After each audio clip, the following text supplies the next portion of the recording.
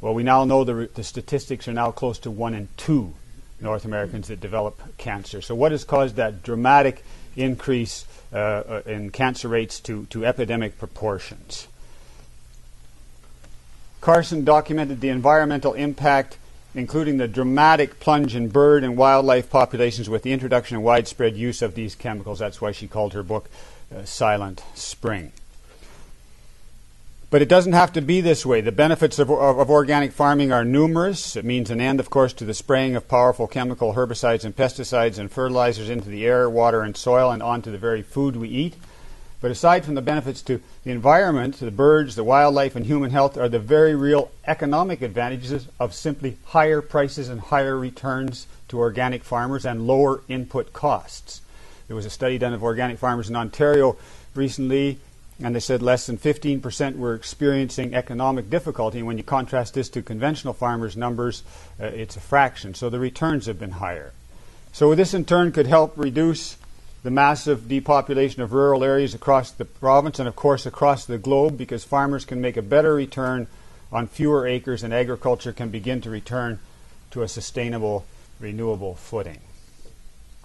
On the fishery, because of the time constraints and I want to have time for questions, I'm just going to say a couple of words, mention briefly the issue of the fishery.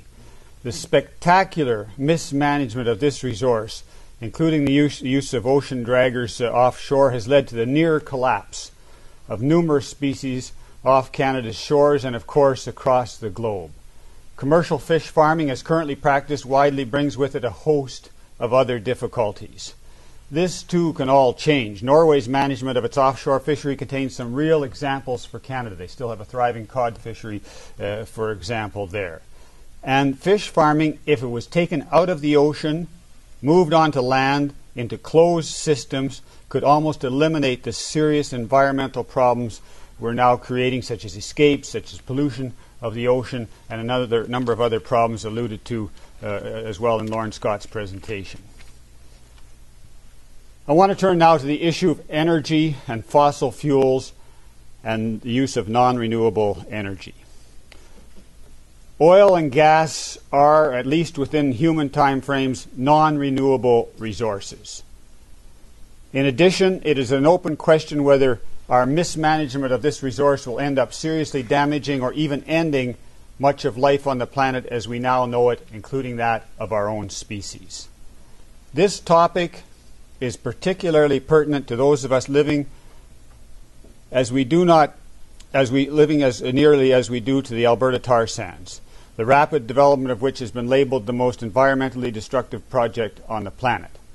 Aside from the environmental damage involved, it requires no scientific knowledge whatsoever to realize that our oil and gas resources are finite and they're going to run out probably sooner rather than later.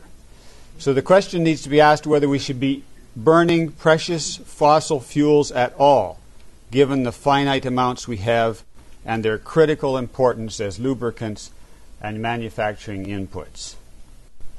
As it is, of course, we're tearing through our limited bank account of non-renewable energy at a breakneck pace. The gas mileage, for example, of the automobile fleet in North America today is the same as it was in 1928. So there's been no effort being made to stop us spending this resource like drunken sailors.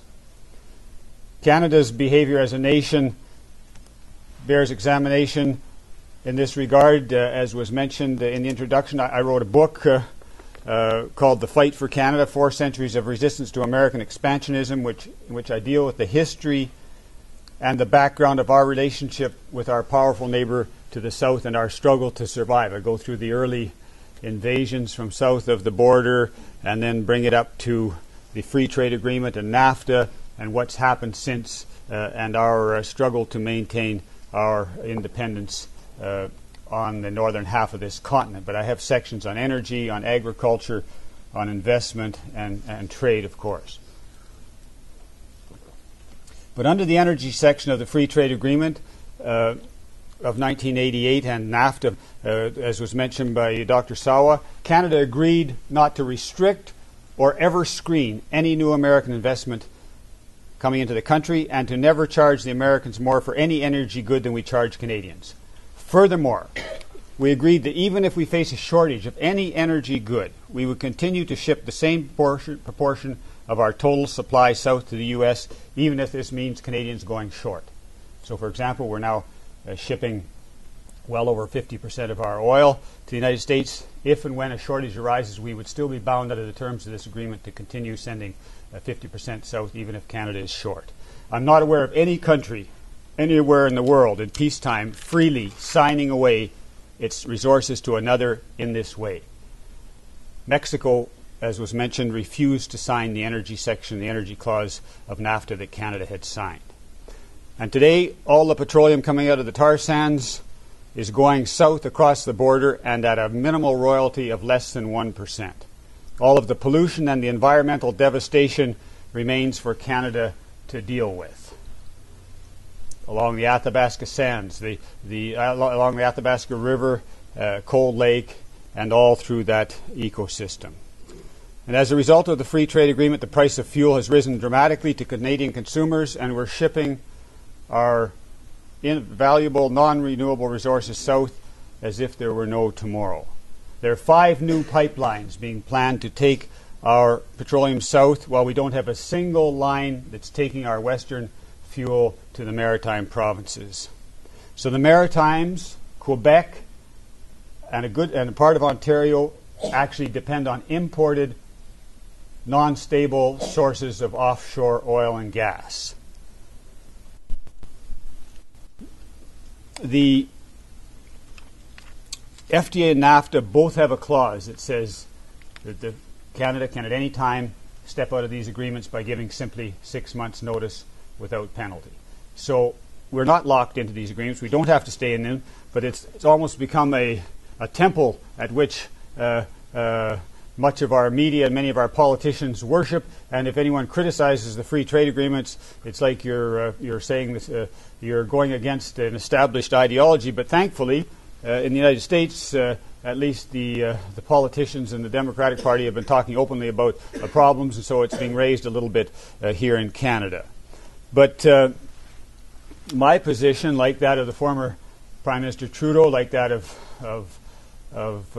former Prime Minister John Turner, is to support a multilateral trading arrangement whereby Canada trades with other countries around the world, but does not we don't lock ourselves into a trading arrangement just with one other country, which is what the free trade agreement and NAFTA have done in terms of locking us in to the United States. And I would like to see us go back to trading on a multilateral forum under the GATT WTO framework. There's power in numbers, and the smaller countries can do much better in a multilateral framework. Now, many people say, well, if we stepped out of the free trade agreement and NAFTA, the sky would fall in, there would be terrible things. Actually, both Canada and the United States are members of the World Trade Organization, and if we stepped out of the FTA and NAFTA, our trade with the United States would immediately revert back to the WTO framework, under which we did much better than when we signed this agreement. Before we had the Canada-U.S. free trade agreement, we had no tariffs against our wheat. We didn't have tariffs against our softwood lumber. We had a whole range of policy tools at our disposal. Whereas now, of course, under NAFTA, U.S. companies can sue Canada for any law or regulation in this country which causes them loss or damage, and which they feel contravenes rights that they can expect under NAFTA. So this has had a chilling effect on the passage of laws at every level in Canada, whether it's provincial, municipal, or federal. They're all vetted to make sure that they're NAFTA compatible before they're even passed.